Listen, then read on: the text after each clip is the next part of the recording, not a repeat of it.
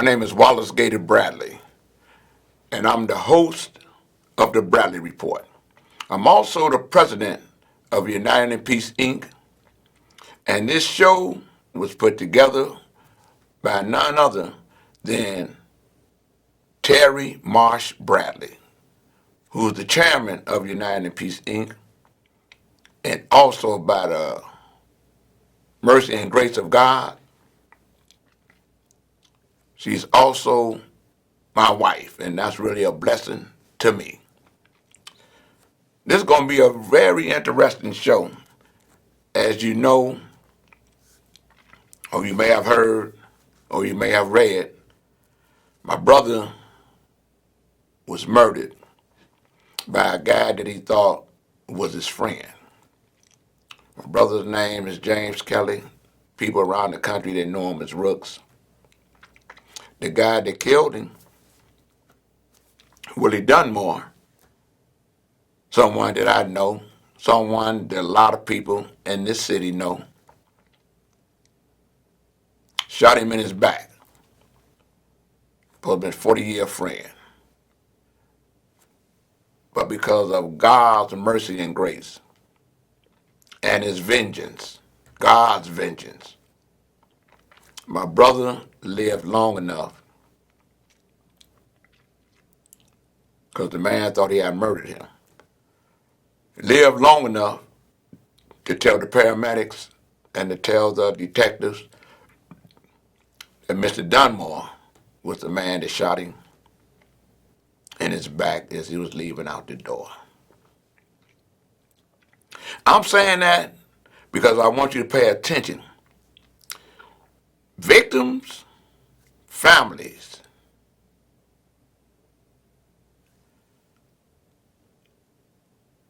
of people who have been shot or killed, you have rights.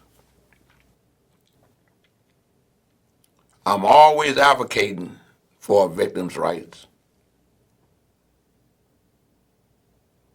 But when it came to my door, it made me pay more attention to those rights because now I'm no longer just an advocate for victims' rights.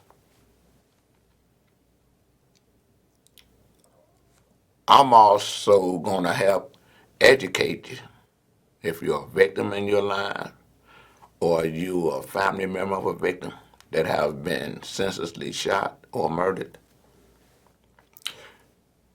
Defendants that commit the crime have a right to know everything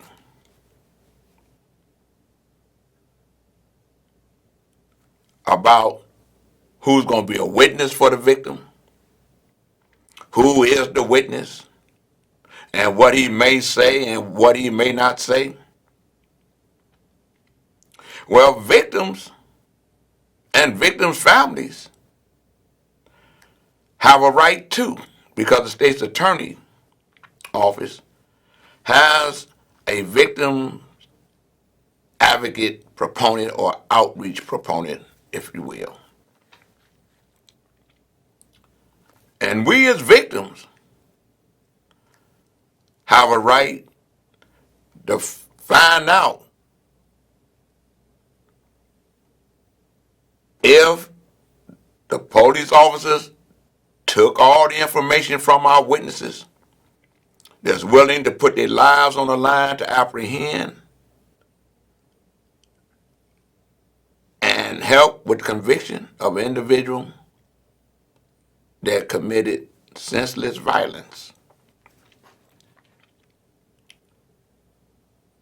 We have a right to know that when the assistant state's attorney or the young person that they put there to go to the bond hearing, make sure that when they present a proffer, they got it correct. Make sure that it ain't different than what the witness, in my case, who I heard give the police a report about an unknown white guy that came out of the place of business when my brother had got shot and murdered by Willie Dunmore. Because of the COVID, before the COVID, let me back up, before the COVID, the victims had a right to be at the bond hearing. And they can sit there and they can talk to the assistant state's attorney or whomever is speaking on their behalf against the defendant having a right to be placed on bond. Because of the COVID, and they brought this new Zoom piece in, I'm not mad. I want us not to be mad. We need to get in where we fit in. We need to understand the system as it's growing and changing. What do you mean by that, Gator? I'm glad you asked.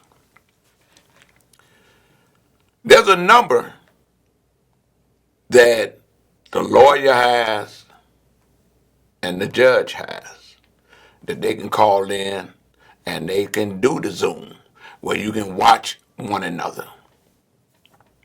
The judge can be at his house. The defendant and his lawyer can be at the lawyer's office. Yet they can see one another. They can relate to one another.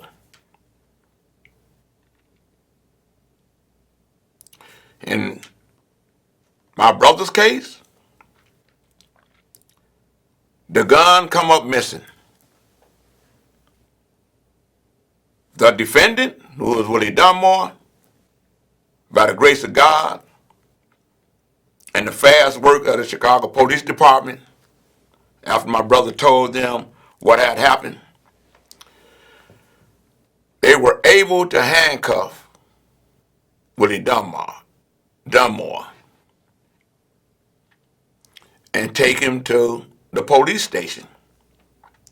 And that's where they got the GSR,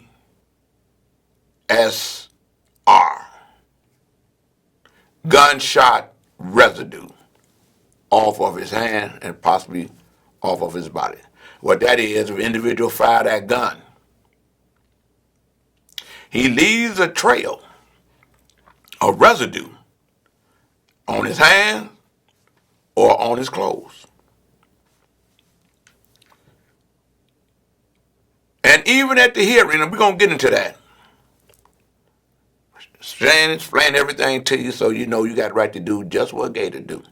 I ain't doing nothing special. It's just that I know what to do, because sometimes I aid and assist others in what ought to be done. With that, since we're talking about the violence, I want to open this show to this right here.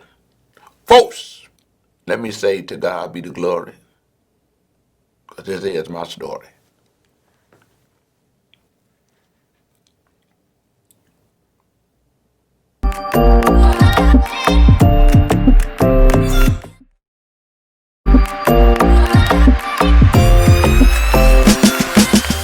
If you pick up that gun and you fire that gun, anyone that get harmed from you firing that gun, that's an innocent bystander. We asking the community, ostracize them, push them out, don't let them hide anywhere, don't support them, and let law enforcement do their job. The code is this: if you pick up that gun to solve your problem, I'm not endorsing.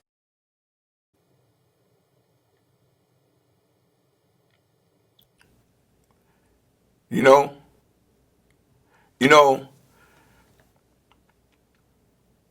we're going to get this right for you. There's been a lot of shooting over the weekend. 2 Chicago police officers get shot and the suspect gets shot in the shootout over on the west side. 5 people get shot on the far south side at a restaurant. It appears that the intended target gets killed. So 4 innocent people that had nothing to do with any of it, they get shot. They go to the hospital.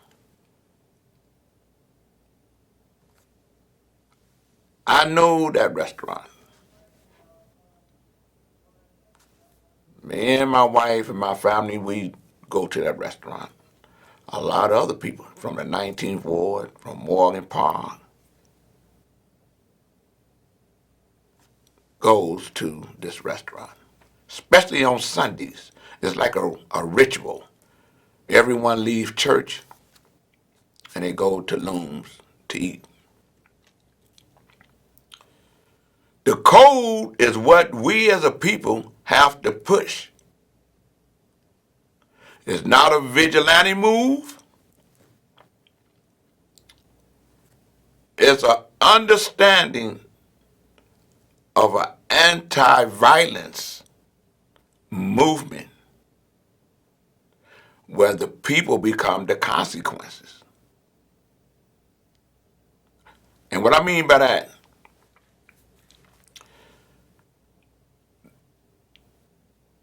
the man that shot my brother in his back, my brother was 72, his friend was 79, he may be 80 now. One of the things the judge said from a transcript of August the 8th bond hearing. That was a weekend bond hearing. As they was asking for a bond,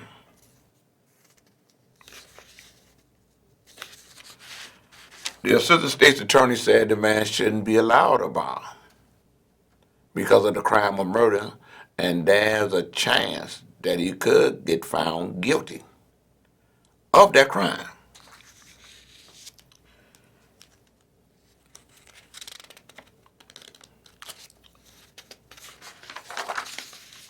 The judge had made a statement that it'll make no difference if the man was 79. What you hear they say, I'm gonna come right back to you. If you pick up that gun and you fire that gun, anyone that get harmed from you firing that gun, that's an innocent bystander. We asking the community, ostracize them, push them out, don't let them hide anywhere, don't support them, and let law enforcement do their job.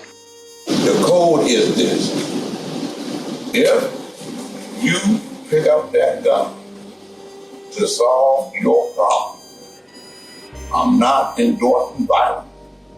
I'm saying you're violating the code if you discharge that weapon and innocent people get shot or killed, especially a child or an elderly person.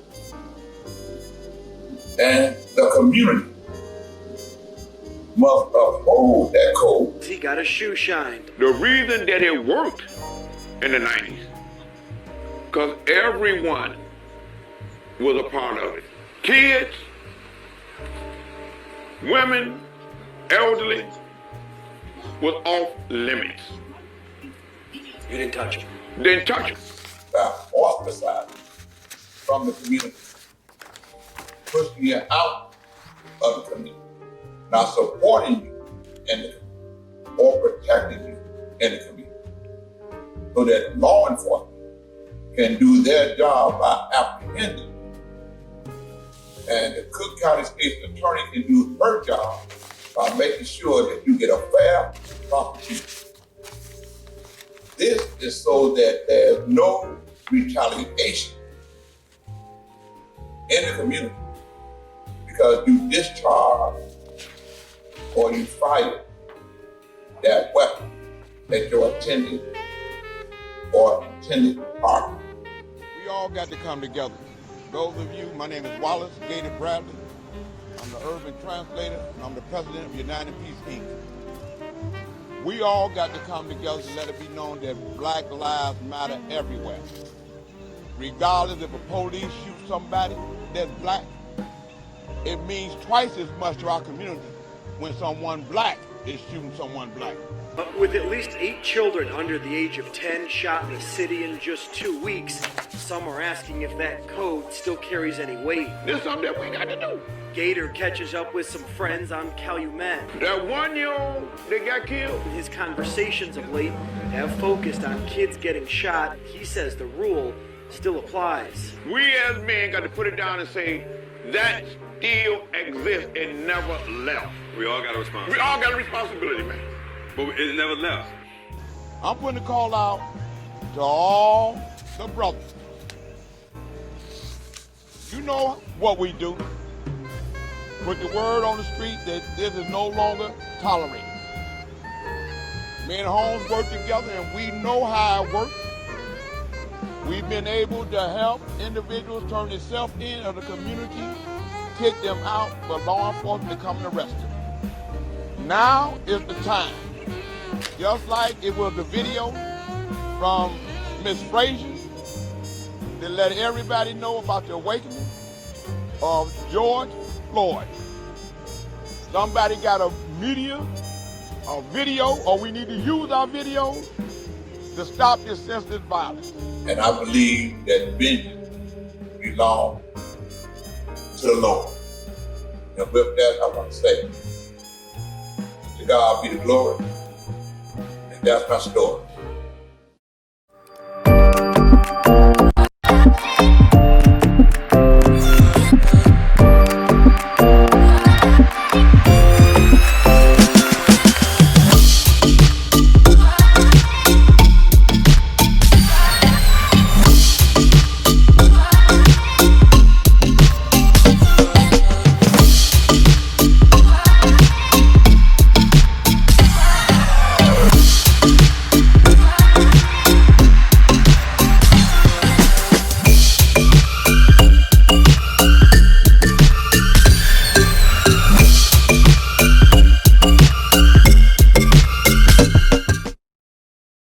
You know,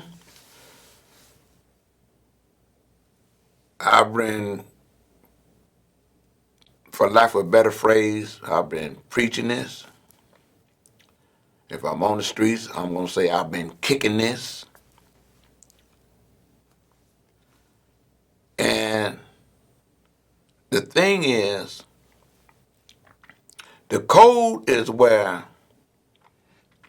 women and children, especially, everybody's life is precious.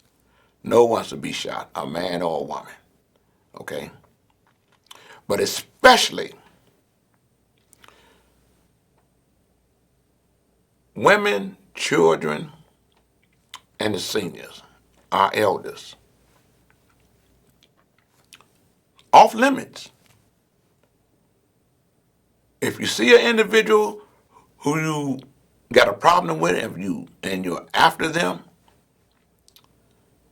and they know that they got a problem with you, and both of y'all armed up, it's wrong for either one of you to display that weapon and fire that weapon when there's innocent bystanders that's around you. If it's your girlfriend that's around you, if it's your child that's around you, or your mother, father, or grandparents, both of you should know that that's the space that you give one another a pass. Because there's consequences. And the community has to ostracize you in order to get some sense into all our heads. I'm a human being like everybody else. If something catch me wrong, I got to pull back to like I'm telling you to pull back.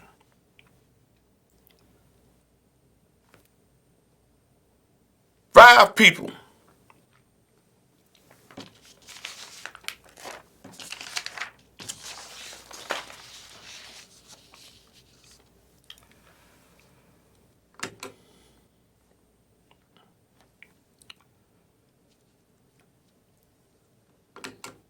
there you go. Five people were fatally shot in a pancake house on 116th and Western. Noon's restaurant, like I was saying a little earlier. People go there religiously every Sunday. Black, white, Hispanic, young, old, in between, men, women, laughter, conversation, generational neighbors from Morgan Park to Beverly, from Maple Park to the community over there that we know as the jungle, from the racing courts, from Blue Island. Come there and eat religiously every Sunday right after church. This Sunday, someone had a problem with someone that was at the restaurant eating. And from what I read and from what I saw in the news, and from what I heard from people that was there, someone else that had a problem with the person that was eating got out and aired his problem.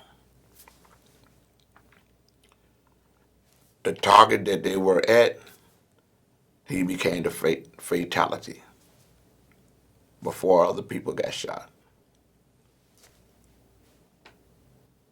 So I ain't in no one's business. I'm just saying we, as a people, need to lay down the code. And I'm reading in the paper, and even the Alderman O'Shea, 19th Ward, who was on the scene all afternoon, said, the senseless violence must stop.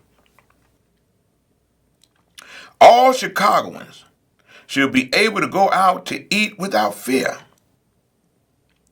This incident was a horrific tragedy, and we must work together to hold those responsible and accountable. That's the code. That's the code.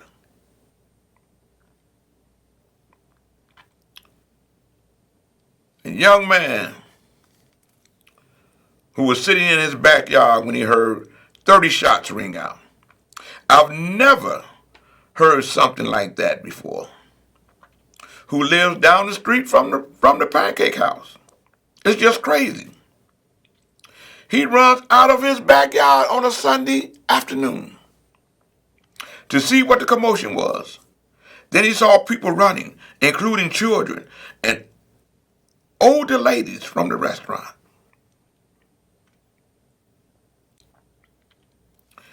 He further states,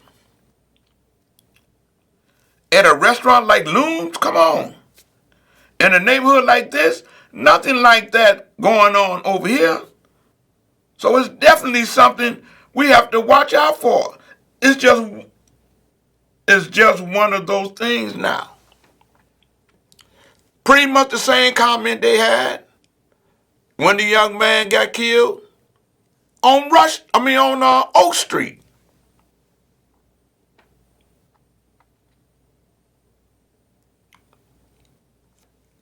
O Street is just as prominent in Chicago as 116th and Western. Every community shouldn't have this type of violence on it.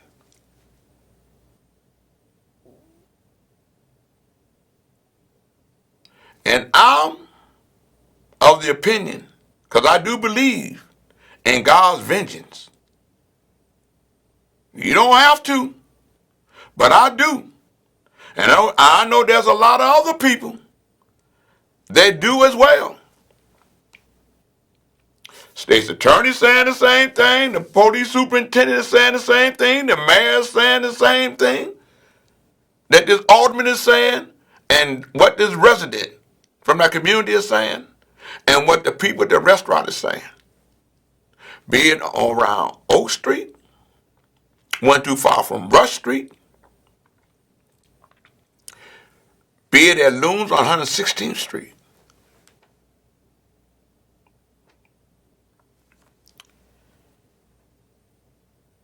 They said the 31-year-old young man was struck multiple times and taken to a hospital where he was pronounced dead. Man. I'm saying this because when my brother got killed, and I got to tell you, I knew the day was going to come. Not that my brother was going to get killed, but I knew something was going to happen where I was going to have to show the people that I practice what I preach. And I was dreading that day. I said, oh, Father God, I hope it's someone near me that can tell me what I tell others, that vengeance belongs to God.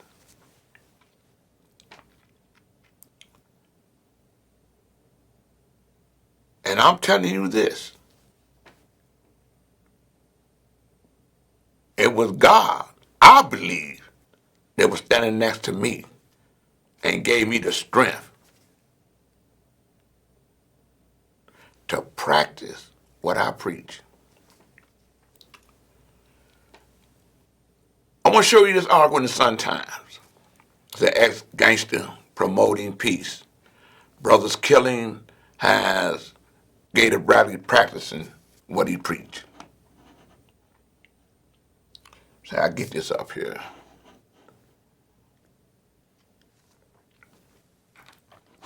Okay, man, where you hit it?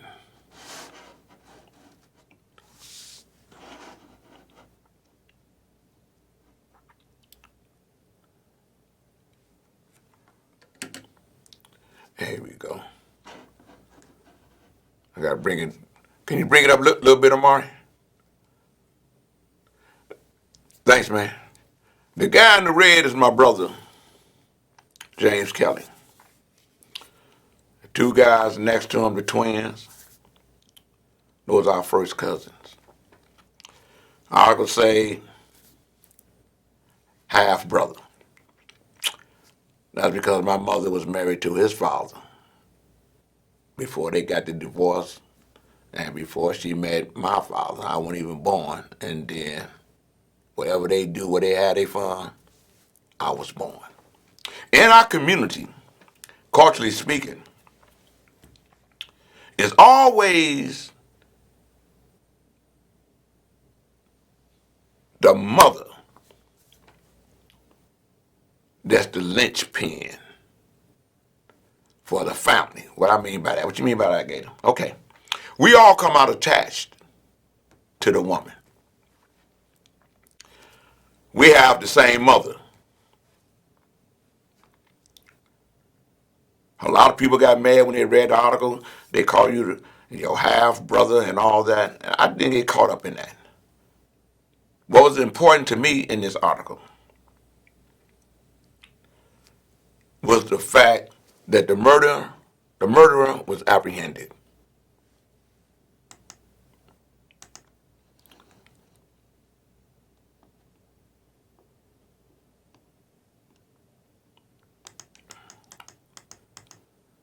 is him.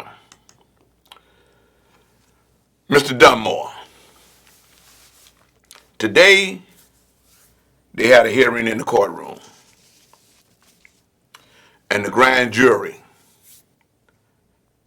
came down with an indictment of murder against Willie Dunmore. I was telling you a little earlier,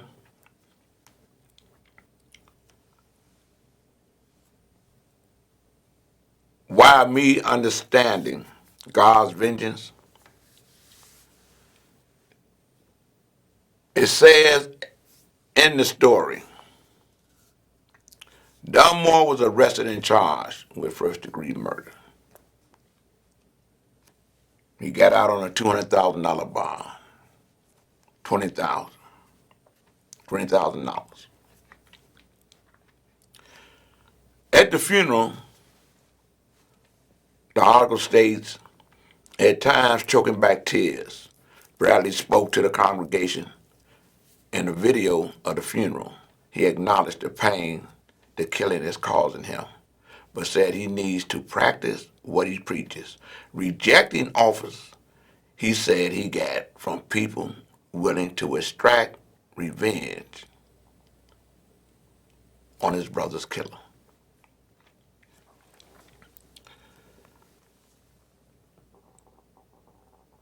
The man thought that my brother was dead when he shot him in his back. Mr. Dunmore is the one they called 911 to give his take on what allegedly happened.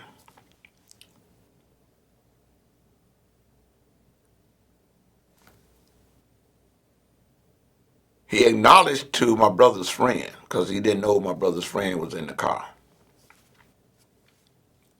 He acknowledged to my brother's friend because he knew my brother's friend was in the car. When my brother's friend approached him and asked him where was my brother, he admitted to him that he had killed my brother. He was lying on the floor. So when the paramedics get there, because he called 911, Dunmore called 911. He called 911. And he was going to probably give, because I know Dunmore, the community know Dunmore. He think he clever. He's used to buying his way out of things. World's greatest liar, outside of our president. And he was going to say, because it was in his place of business, someone came into my place of business, okay? Because I'm trying to fill his mind. I used to shoot a friend in the back. He thought my brother was dead, so he was going to probably say, hey, someone came into my establishment and robbed me and killed my friend.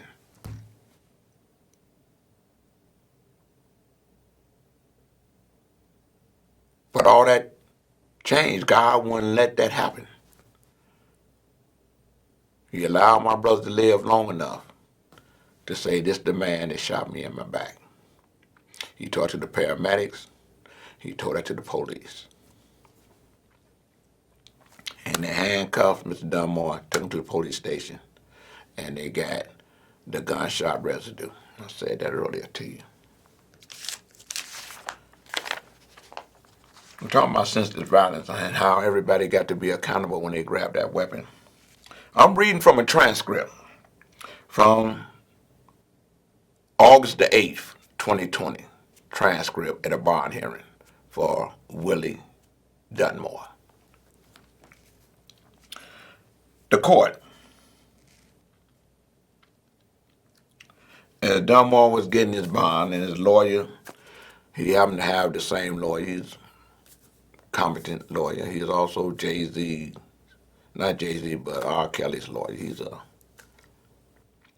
got a good lawyer. He's doing his job. Matter of fact, during the bond hearing, he makes the statement that to him, what happened to my brother was like something from a Hollywood script. So he know the media is writing all this. He know that's what he says is going to be in the story. Okay, during that bond hearing, they made mention that his son, that Dunmore had gave the gun, I'm paraphrasing, had gave the gun to his son. But the police report from the witness had made mention about a white guy coming out of there, out the office, putting something covered up, putting it in the car, going back in the office, coming back out, driving off. I know that's the report that the witness gave him because I was standing right there. When he gave the police that statement and went to the police station, as he identified the person that told him that he had killed my brother. Right there. I know that's in the police report. I'm an ex-felon. I got a pardon by Governor Jim Thompson, but I know how I go. Only way a proffer is read is that it came from the police report. Never said nothing about his son. So we all were shocked when we heard it publicly, because everybody can zoom in, just the lawyers and his family, the victim's family, and everyone else that wanted to hear had to hear the audio of what was happening in the courtroom during the bond hearing. So they heard all this too about his son. And they also heard this. The judge, I have considered the nature of these charges. The nature of the charge of first-degree murder, it doesn't distinguish an individual's age. It doesn't distinguish an individual's age. The defendant's age. Under the statute, if you were convicted of this offense, you could be sentenced to natural life. And that's the triggering point to the state's request, then to hold you mandatorily without bail. He tells the defendant, Willie Dunmore, your attorney argues matters that some of which are really trial matters, but I would argue it goes to the weight of the evidence that I should consider.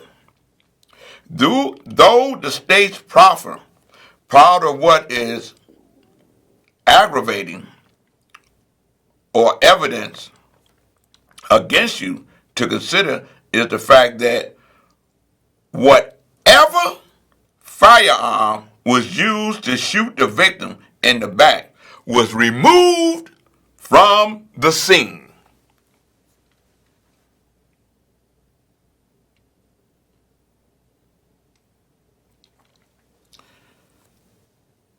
Though the state's proffer, that's what was read during the bond hearing. And it had made mention that he had gave the gun to his son. That was in the proffer. That wasn't what I said. That wasn't what the witness said. The witness was clear that it was a white guy that came out of there. And he didn't know what it was at first until he heard the officers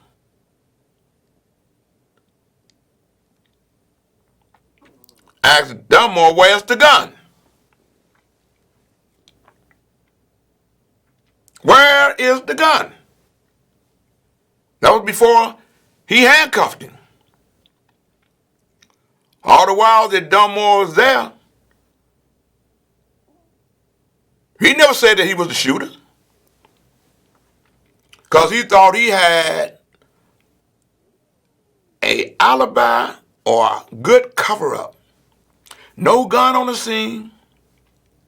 So if he was to say, hey, you know, somebody came in there and robbed me and shot my friend, killed my friend,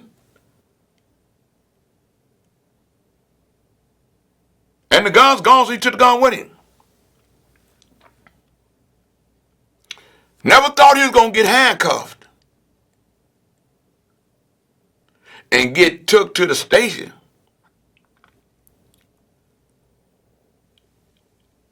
and get dusted.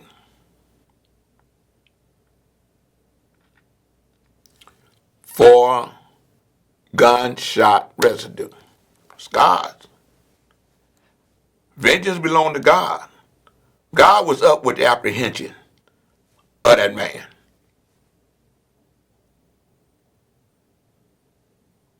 I'm of the opinion, because that's what I believe God is saying, this senseless violence got to stop.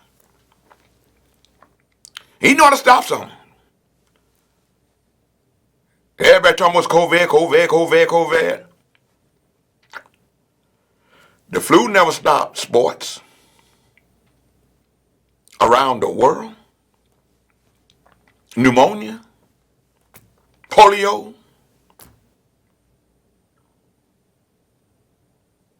stopped the jobs. Everything is wrecked around the world. I'm of the opinion, and that's what I believe. That's God telling us to stop and get something in order. The killing of these babies and these women and these elders.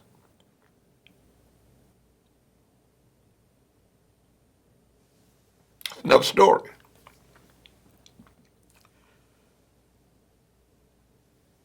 The judge makes it plain.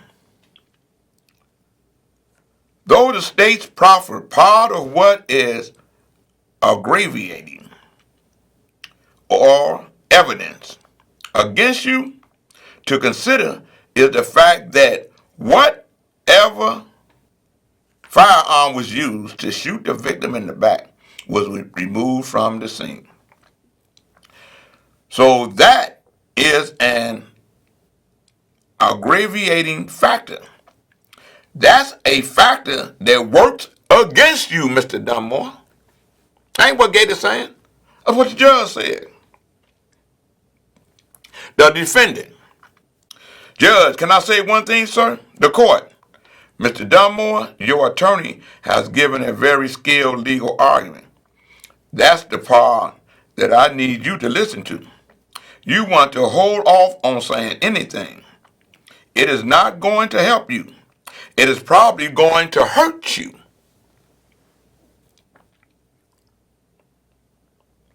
The court. You know, the use of a firearm, it changes the age of anybody. It makes a 79-year-old a 19-year-old. Could have been vice versa. Had he been 19.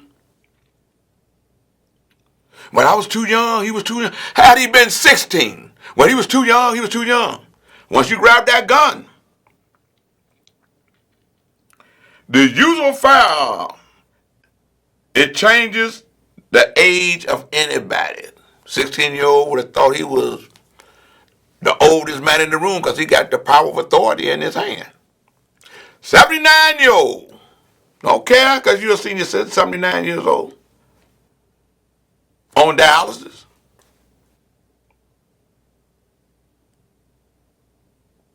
Shoot a friend that you've been over 40 years in the back.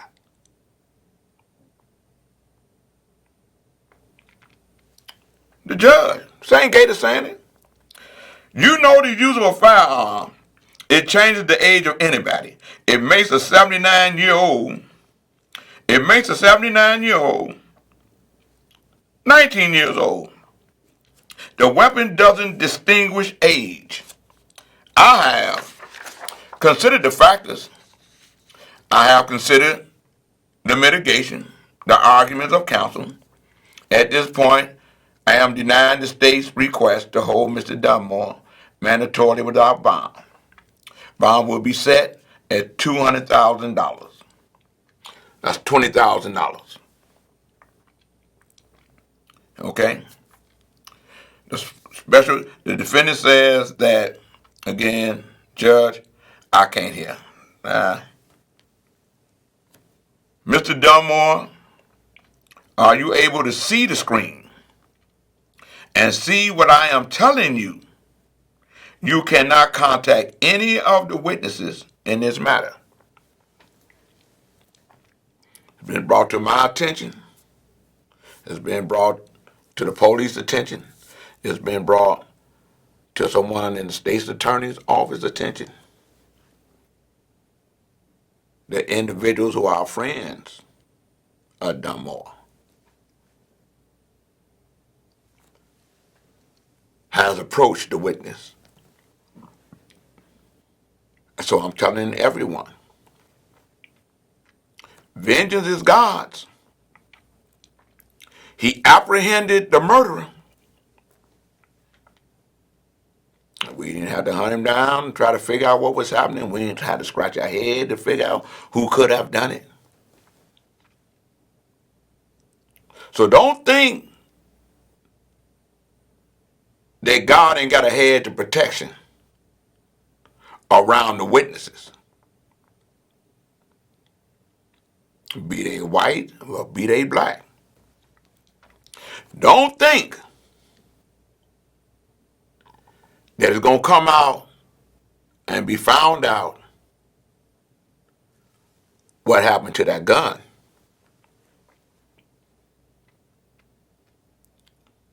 And for whoever has something to do with that gun,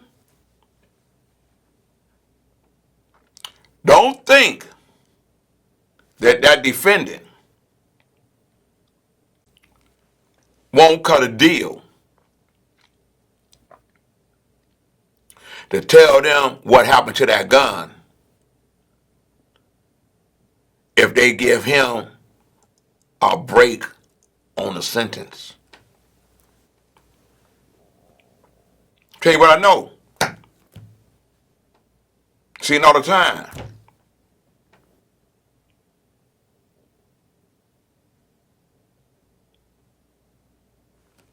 Be it his son or be it the unknown white guy. If the state's attorney wants to find out what happened to that gun, they'll bring that defendant an offer that he can't refuse outside of letting him go free. It's God's vengeance.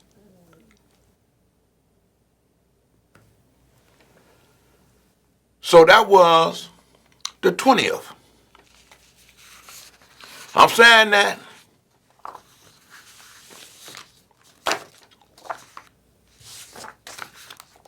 because God has given me the right to inform the public who are the consequence that any individual that shoot that gun is going to face, because they're going to be the one that's going to push you out.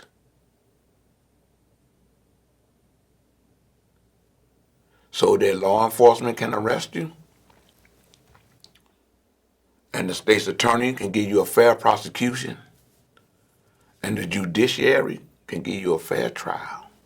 It's justice. That was on the 20th. That's when they said, when you read the stories, the first story I think was in the Tribune, second story was in the Sun-Times. Well, in the first story, they made mention about his son, because that's what was read in the courtroom and to the record. That's how I was able to read the transcript. Then they had to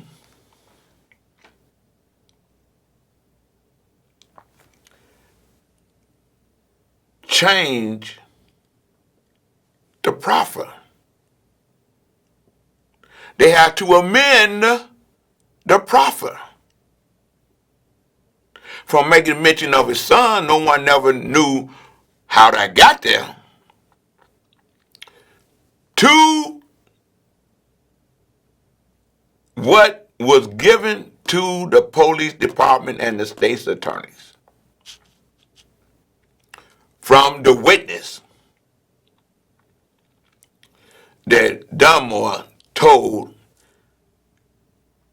"Hey, I killed my brother." Okay? This is the transcript from, let's just see this.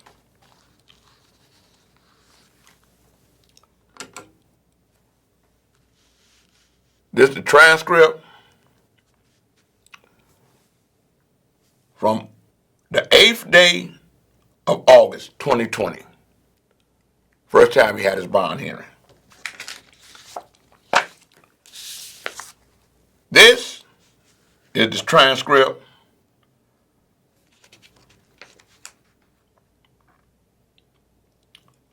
from the 20th day of August that they had to come back to court to amend the transcript to take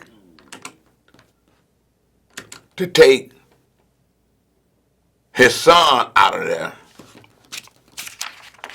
And when they amended it, it says, still defendant, the attorney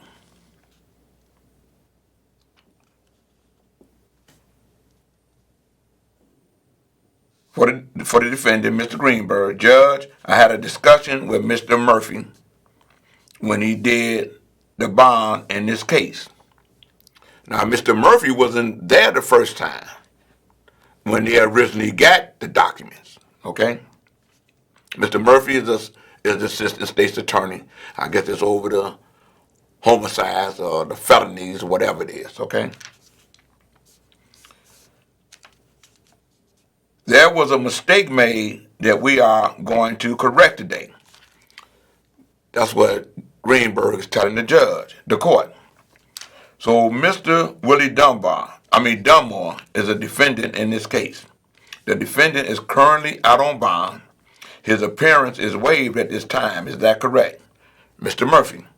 Yes, Judge, we're in agreement for that. We're in agreement for that, for this court date. His appearance, the court, his appearance is waived. So, Mr. Murphy, what do you have to say? Mr. Murphy, assistant state's attorney. Judge, I did talk to Mr. Greenberg, and I asked him to motion this case up as well.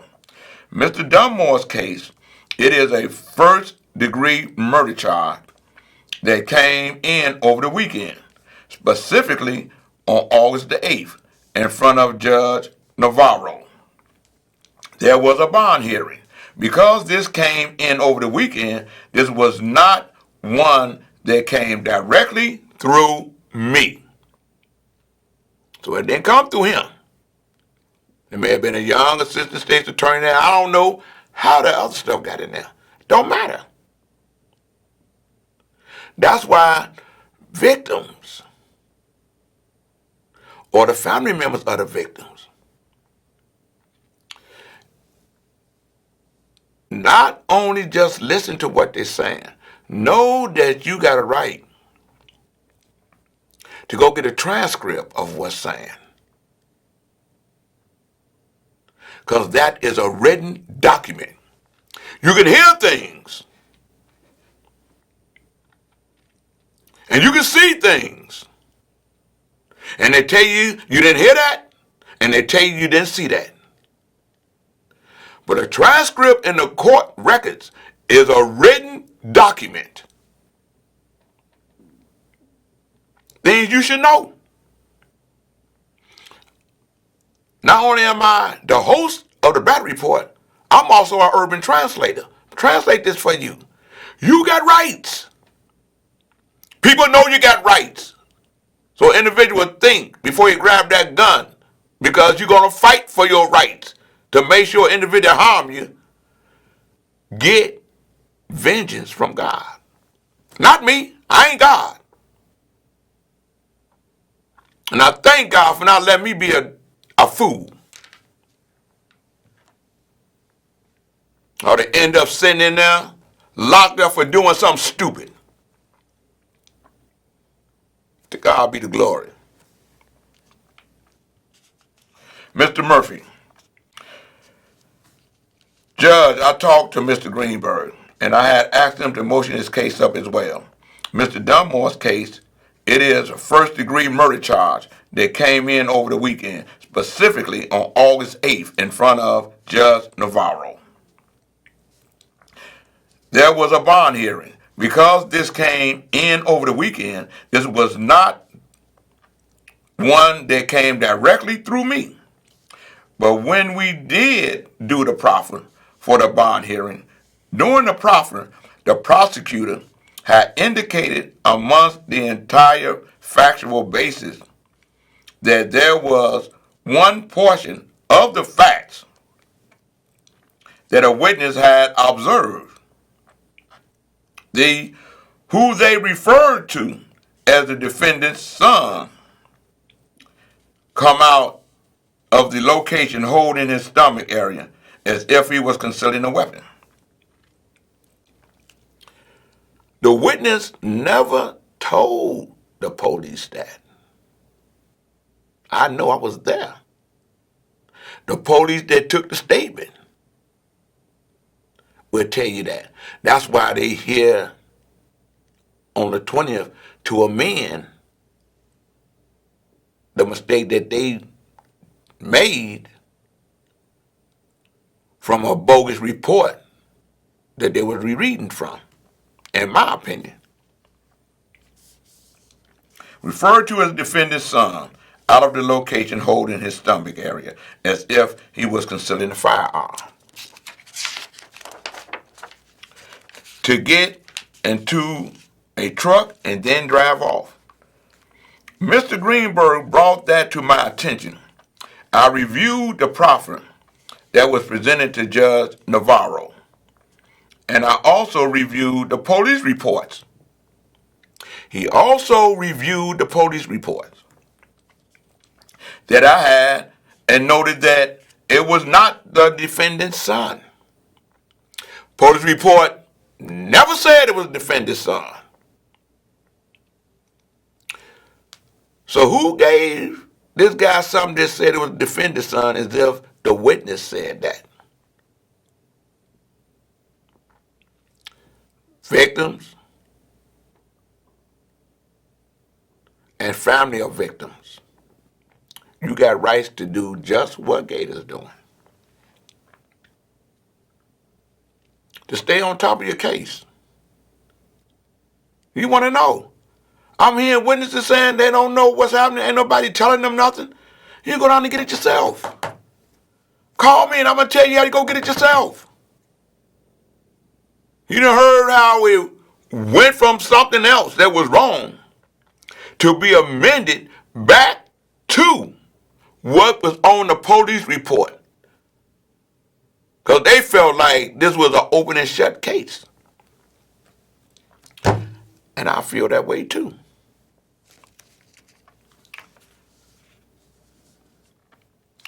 Let me read that again for you. Mr. Greenberg brought that to my attention. That's what Murphy is saying. I reviewed the proffer that was presented to Judge Navarro, and I also reviewed the police reports that I had and noted that it was not the defendant's son who came out of the location as if concealing a gun and then get into a truck and driving off. It was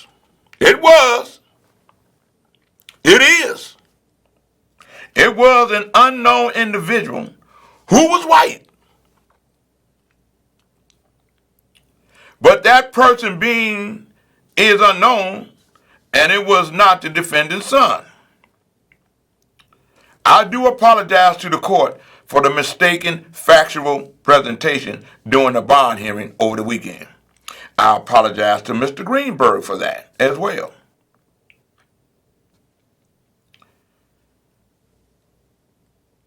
Why didn't you apologize to the family members of the victim?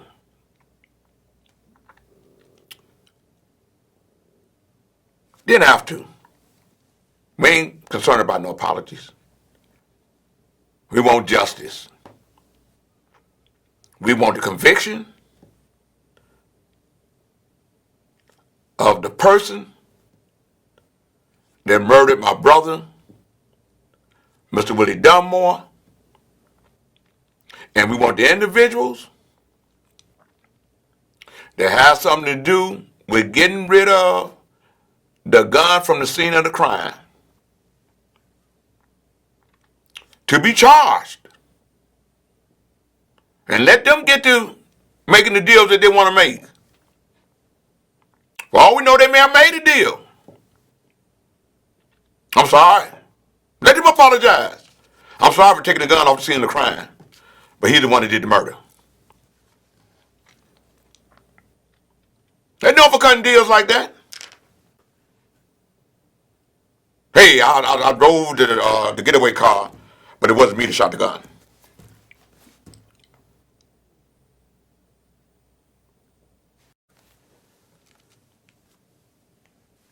I'm not going to stand back and say, I don't know what's happening with the case when it's public information. All you got to do is ask. You ask not, surely will you get nothing. And I'm going to show you how to ask.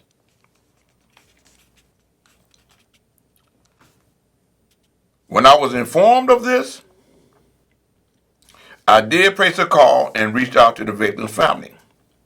I spoke to the victim's wife and indicated to her the mistake that was made.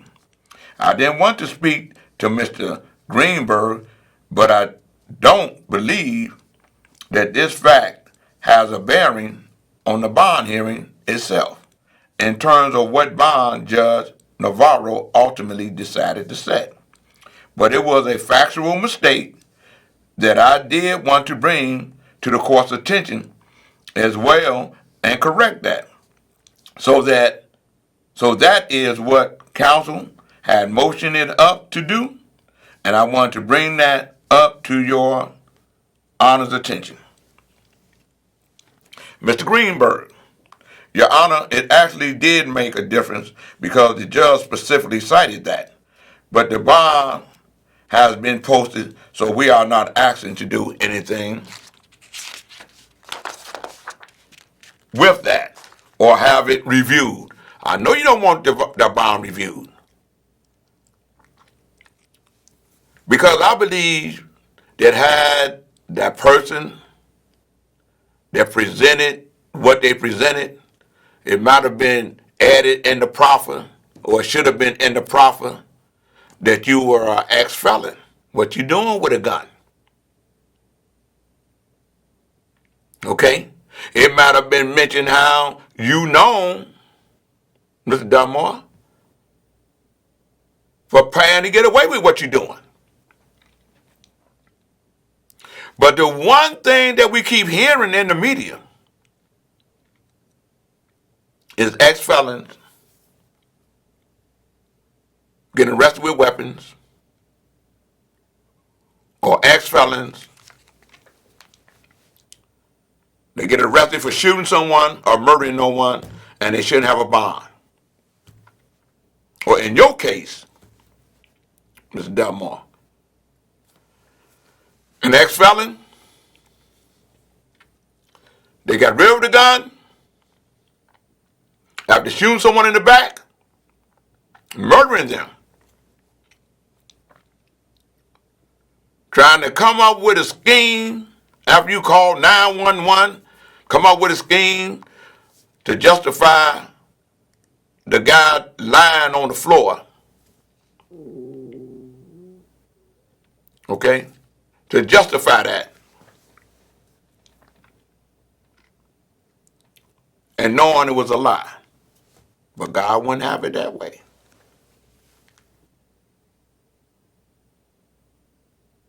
God wouldn't have it that way. I'm of the opinion, from what I'm reading,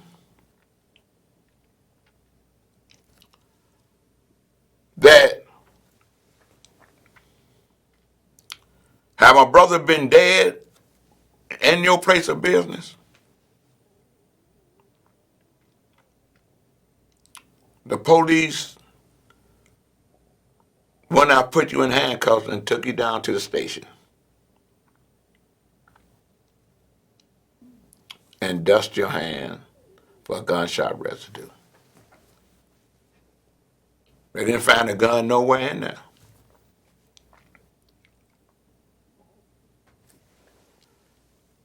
So now that we have the transcript from the 20th,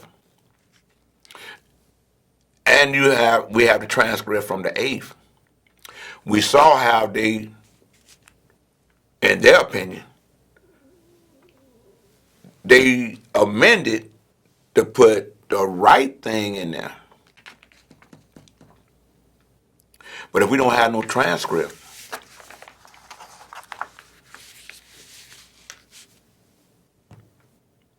it wouldn't even be put on the proffer. So another assistant state's attorney wouldn't even have read the proffer if we don't have the transcript to make mention of the unknown white guy. But one of the things that was brought to our attention and is brought to their attention too, and I'm quite sure it was brought to Dunmore's attention because his lawyer brought it to Dunmore's attention, because I know how this goes. I was once on the wrong side of the table. The defendant gets everything about everything. He didn't have to ask who the white guy was, because the white guy was his friend.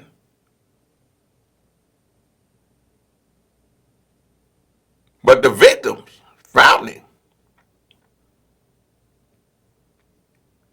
as well as the state's attorney. I know they know, because the guy, Leslie, came back to the detectives with his attorney. So the unknown white guy is really known.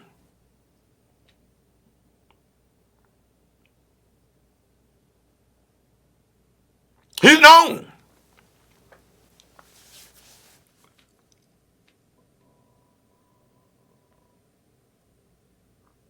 So you don't have to wonder, why did he come? With his lawyers. Maybe someone informed him. Hey, you were seen leaving the scene of a crime. I don't know. I wasn't there. But I know that's how it usually go.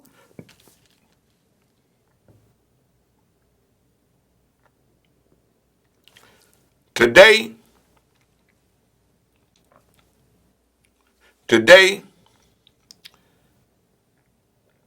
at court,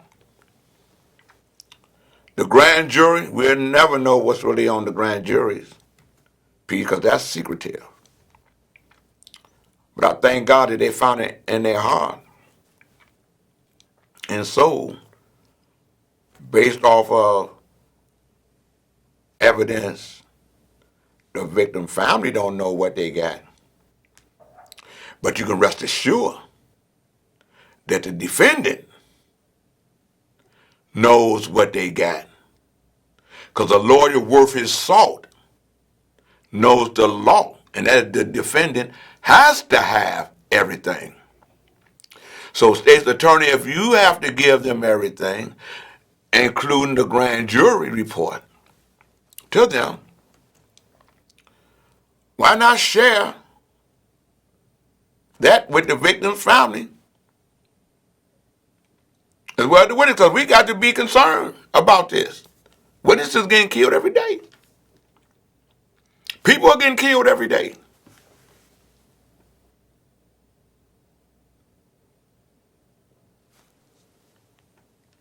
September 11th is when he go back to court.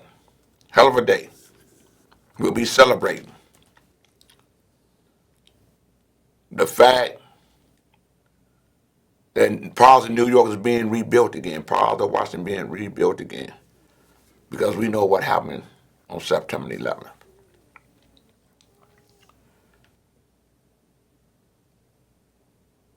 But know that this is what Gators do. By the grace of God, and I thank him for his mercy and grace,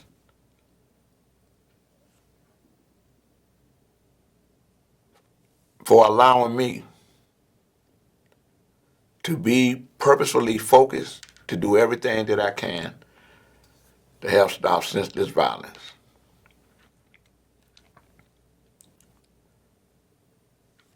And I thank God for positioning me to be the man that I am today.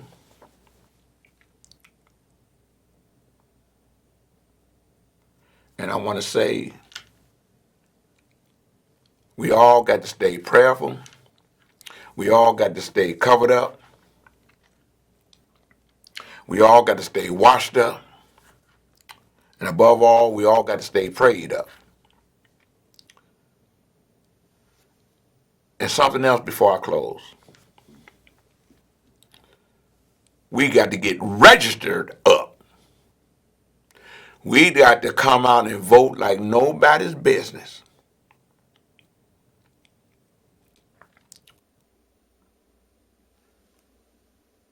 This November election is very important. You see where Trump is going to Kenosha on Tuesday. That's where the young brother Blake got murdered. That's where this young guy ended up, 17-year-old with a gun, white guy, Trump supporters, part of a militia, shot 3 people right there. There were Black Lives Matter protesters, killed 2 of them, shot 1. He's alive. But on another serious note, we got to be concerned about these seniors. I want to say this. Our governor, now that the Illinois Department of Public Health is launching an external investigation of its Nursing Home Oversight Bureau, okay? They found out that a lot of nursing homes, they knew that a lot of nursing homes weren't in compliance of the Nursing Home Care Act. Okay? They knew this. The governor is the governor of the state. The director of the Illinois Department of Public Health was appointed by him. So she works for him for the betterment of the health and well-being for the state. For our seniors that's in nursing homes, that's getting abused, that's getting robbed. The majority of the deaths from the corona or the COVID-19 has came from nursing homes. The Nursing Home Care Act was put in place. It's an Illinois law. Don't take my word for it. It's in this story right here.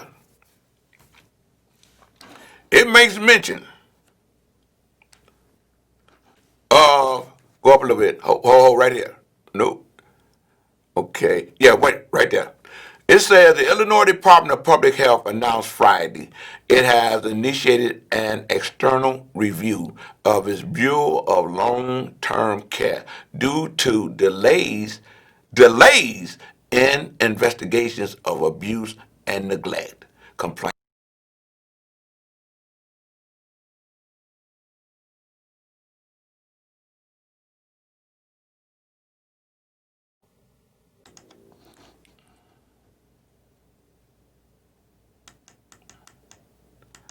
There has been 7,857 deaths linked to COVID-19 since the pandemic began in Illinois, after 24 more were reported Friday. Deaths. Of those fatalities, 4,319 have occurred in long-term care facilities, nursing homes. Okay, nursing homes. That's because of abuse and neglect within the nursing homes. Salva Westchester is one of them that was on the list of nursing homes that weren't in compliance with the Nursing Care Act, the Nursing Home Care Act. Section 8 within that act makes it where if the governor enforce that act, okay, if he enforced that act, he loosens the hands of the Illinois Attorney General, where they can go on there and do their investigation that they're supposed to do under that law. The counties, state's attorneys, especially in Cook County, state's attorney can come in and investigate the atrocities along with the attorney general that's happening in those nursing homes that aren't in compliance of the Nursing Home Care Act. When they made mention of the dates from March 15th to June 30th, I know those dates all too well because I've had press conferences talking about what was happening to one of the senior citizens that I know because I know her daughter. I'm talking about Miss Lottie Smith. Okay? Her daughter's name is Loretta Brady. She has sent the governor copies of her complaints that she has sent to the Illinois Department of Public Health. The Illinois Department of Public Health got rid of the bad people, so they say. Well, if you got rid of the bad people, before this week is out, the governor need to enforce an Illinois statute against those nursing homes. Because if you don't, people going to feel like the continued abuse and neglect and deaths in nursing homes is happening on your watch, and therefore they're going to hold the governor responsible. Because you didn't enforce an Illinois statute that you know that's on the books. I'm saying this because I can. I ain't anti-J.B. Pritzker. I'm a staunch and avid supporter of J.B. Pritzker. I don't think nobody in this town campaigned as hard as I did to get him elected because I feel he would be the governor of the people.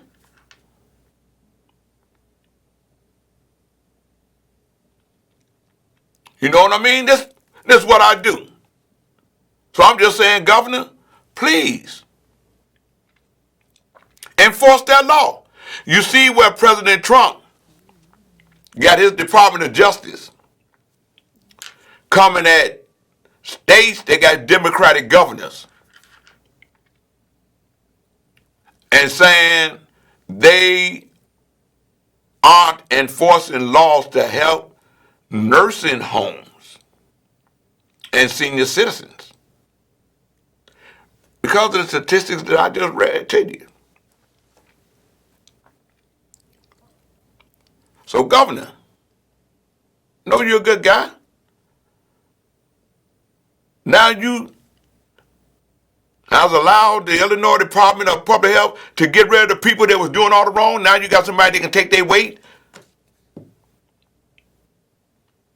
Now implement the law. Let the Attorney General do what he's supposed to do, what he can do, what he want to do. Is investigate them bad nursing homes. Y'all can take receivership of them. Sava Westchester Nursing Home and Rehabilitation Center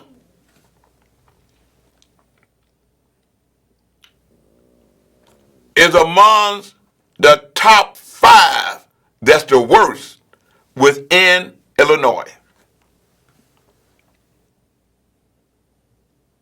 Ms. Brady has sent you guys pictures, the documents that you're talking about from March 15th to June. I know she has. And she has sent the lady that was the deputy director who just got fired, Deborah, whatever her name is. She sent her some of that information a year ago. She got emails to verify the communication that they were having.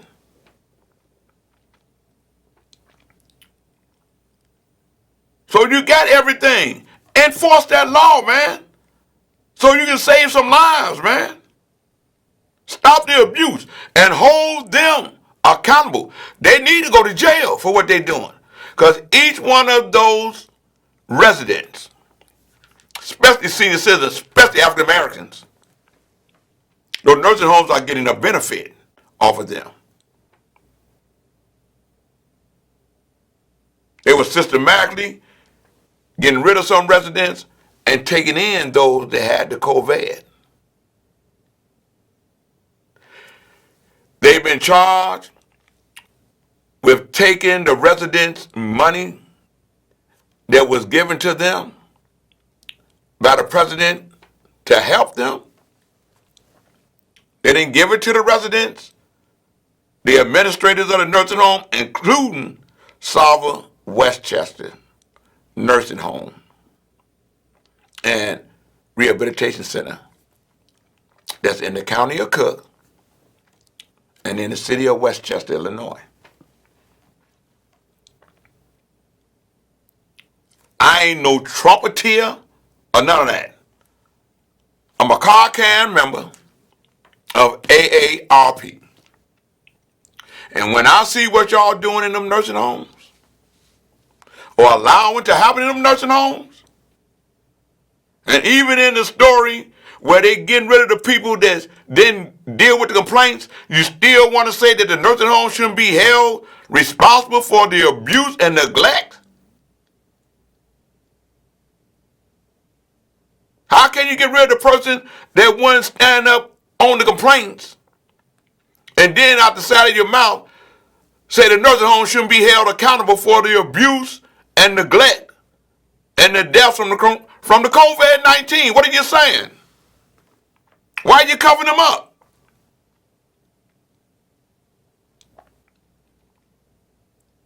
Prove me wrong.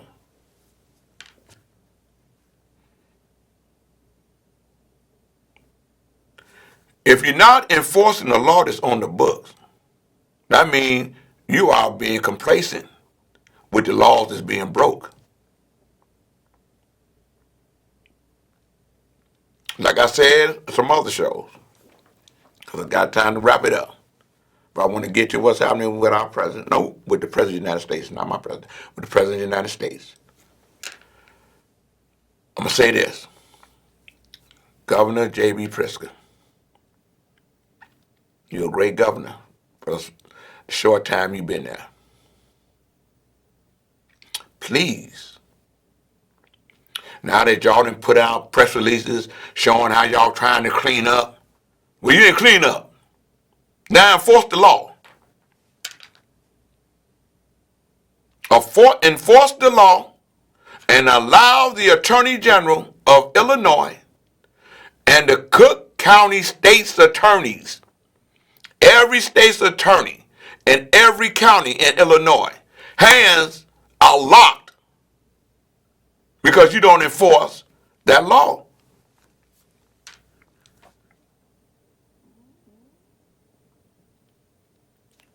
So please do that. Now moving forward, the president, Wisconsin governor, has asked, right there. Thank you, Mari. Appreciate you. Wisconsin governor asked Trump to reconsider his visit to Kenosha. Wisconsin Governor Tony Evers on Sunday asked President Donald Trump to reconsider his upcoming visit to Kenosha as the city continues to be roiled by protests after Jacob Blake, a black man, was shot several times in the back by the police last weekend. Trump's visit will be 1 week after 2 people were shot and killed. 3 people got shot by that young guy, what's his name? Rittenhouse, I think it is, that was with the militia, the 17-year-old guy that everyone saw on the videos. 3 guys I got killed. 3 I got shot, 2 I got killed at a protest over Blake's shooting. I, along with other community leaders who have reached out, are concerned about what your presence will mean for Kenosha and our state, Evers wrote in a letter to Trump, according to CBS Milwaukee affiliate WDJT. I am concerned your presence will only hinder our healing. I am concerned your presence will only delay our work to overcome division and move forward together.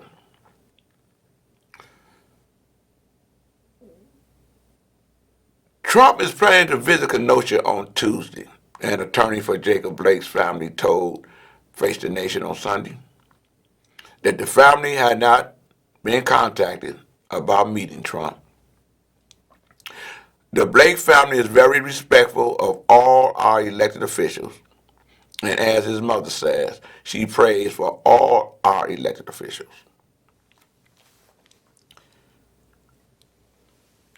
Trump, during the Republican convention,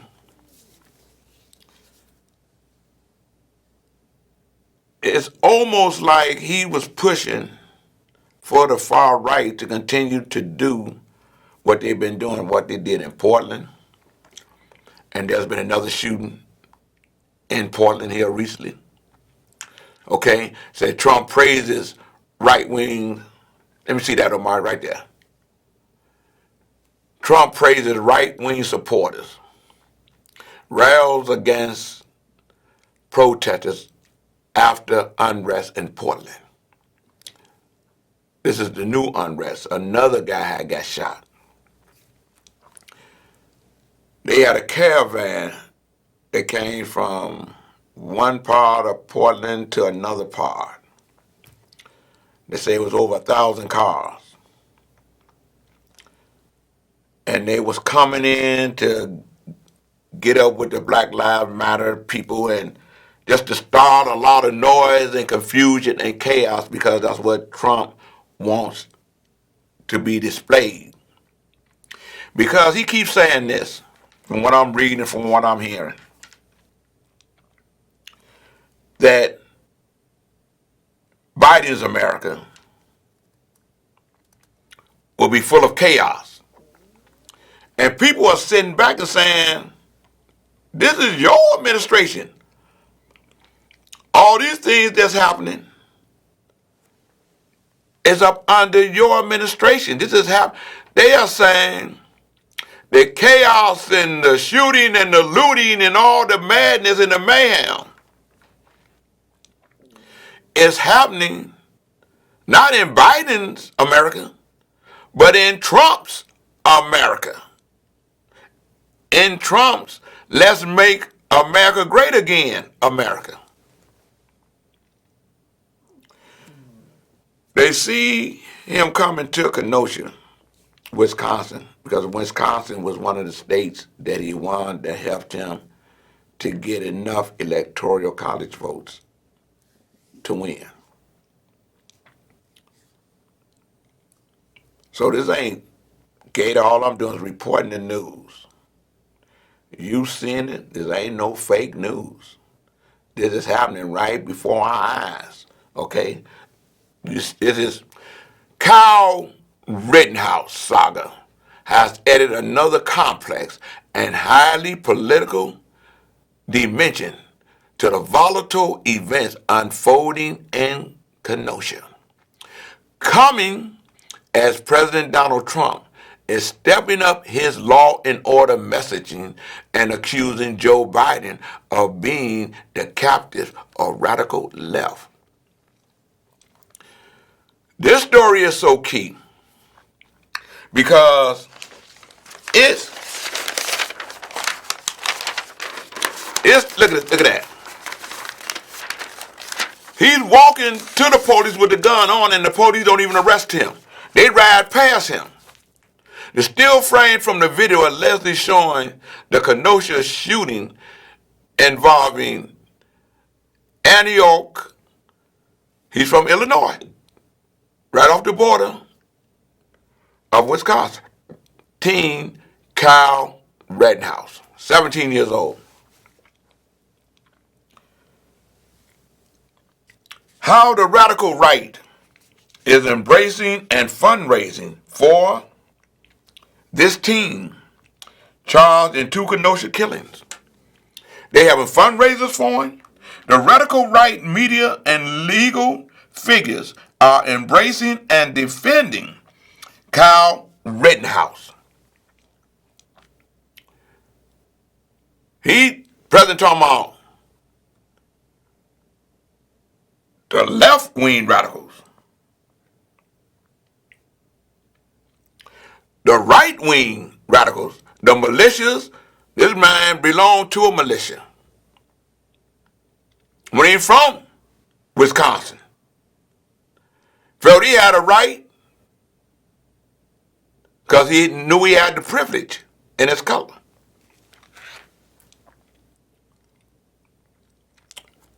We're talking about violence. The radical right media and legal figures are embracing and defending Kyle Rittenhouse, a teen charged with a double murder in Kenosha, Wisconsin, who is now in custody in a Vernon Hills juvenile detention facility. They're not talking about charging him as an adult. Could you imagine had it been a 15-year-old African American? 16-year-old African American? 17-year-old African American? He would have been in charge of the adult for sure. He's in a juvenile detention facility. Influential commentators with mass followings, Ann Cutler, Michelle Malkin, and Tucker Carlson have all spoken out in support of Rittenhouse, who is accused of taking matters into his own hands as a sort of citizen soldier when he allegedly shot 3 people protesting the police shooting of 29-year-old Jacob Blake, killing 2 of them.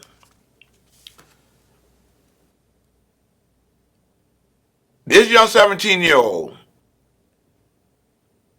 these commentators, working together, feel like what this 17-year-old did was justifiable because he wanted to be a police officer. That it's okay that Mr. Blake got shot 7 times in his back.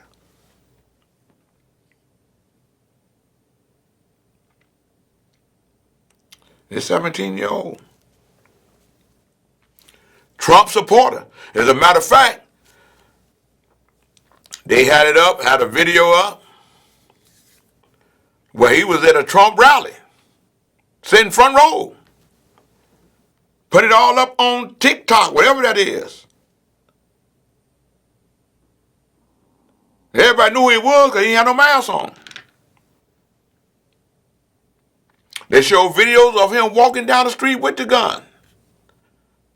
With older guys with guns. Like they were an occupying army. Remember, was that North Carolina or South Carolina? Where the guy felt like he had a right to just drive his car into people? And he was from that same right wing, whatever they call it.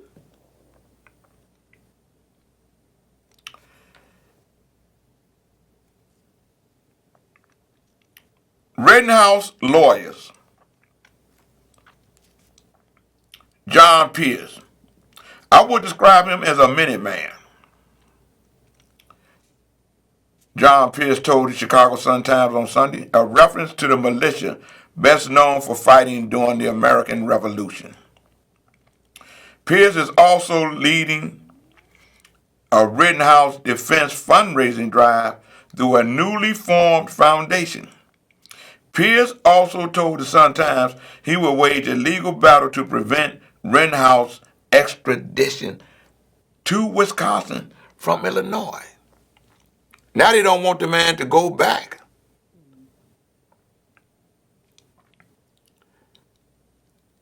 And face the consequences for his acts, for shooting that gun.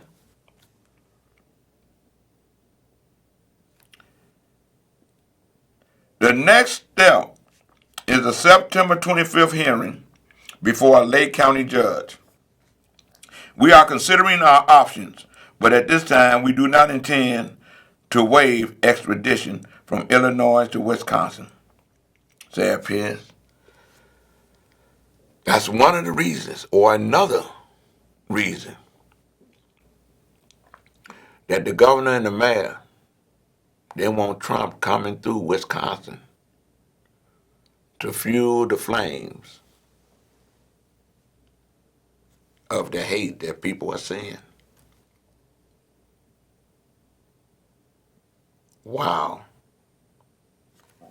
Hey, it's time for me to bring this to a close.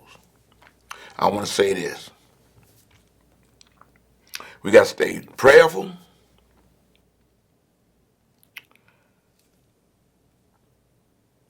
We got to know that vengeance is God's. We got to know that this COVID-19 is real. It reminds me of Isaiah 26:20. With that, I want to say, to God be the glory. And that's my story.